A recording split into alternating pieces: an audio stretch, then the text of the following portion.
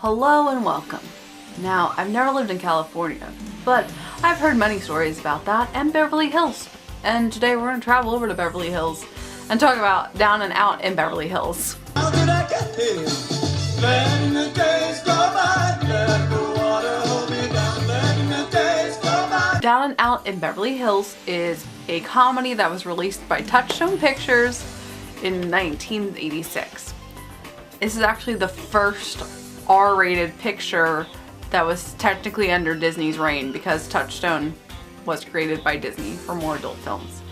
And it stars Bette Midler, Nick Nolte, Richard Dreyfuss, Little Richard, Tracy Nelson, and Elizabeth Penna. I just got finished watching it and I am very confused of what I just watched and how it was ever greenlit. This film is not funny at all. It's gross at times, it's completely stupid, and I'm very shocked that this was something that Disney wanted to do. It's a plot about a homeless man that's played by Nick Nolte. His character's name is Jerry. Ends up trying to kill himself by drowning in a family's pool. They rescue him and instead take them in and work together, and their lives all get changed for the better. But it's just completely idiotic. There's no good characters. All the characters are terrible people.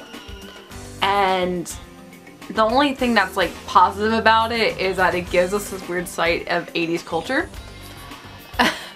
But it's a bunch of rich people in Beverly Hills living life in the 80s. It is interesting though because there are a couple of moments in this film that are a little bit ahead of its time or still sadly relevant today. So Little Richard's character ends up having this huge speech about because he's a black man, the police aren't going to come to his house as quickly as they did with the white guys. It took 20 minutes for the policeman to arrive.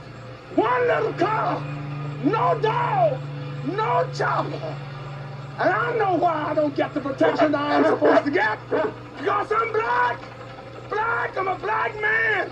Ain't no black man supposed to live in Beverly Hills. So sad how true it is today that we're still dealing with police brutality and protesting, and we don't have equal rights. It's very interesting commentary that this film was made 32 years ago and we're still having that issue today.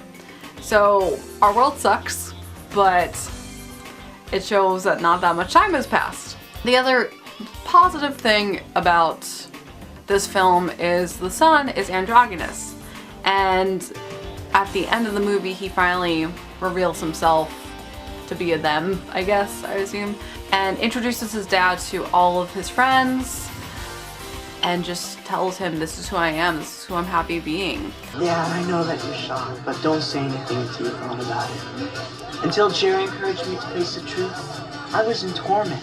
And I realize now I just have to be myself. I know that you'll understand.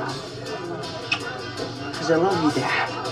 And I'm very proud to see that because we're still dealing with just accepting everyone. Transgendered, non-binary people don't get that many storylines. So the fact that this was in '86 is really awesome.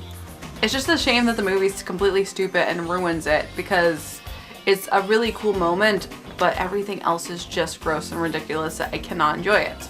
The only other good thing about this film is that there's a short clip where Bette Midler is running through the hallway, and I instantly knew it was from the Great Movie Ride montage. So that was a happy moment for me to know that I saw another film from the montage, because that is actually what made me start doing this from the first place. I wanted to be aware of all the films in the Great Movie Ride montage. I wanted to be able to take a look at all those different clips and be able to name everything. We still got a while to go with that, but I was really excited to know that this is another film that was used in that montage. I don't know why, it's completely stupid, but it's Touchstone, so it is their film. But I wouldn't watch it. It's really stupid. It's really gross. It doesn't make sense. There's no point to it whatsoever, and I was so happy when it was over. Tomorrow we're gonna take a look at Adventures in Babysitting. We did take a look at the remake with our Disney Channel original movies. So it's interesting to see how the original is going to be. So you can stay tuned, and as always, I hope you have a magical day, and I'll see you real soon.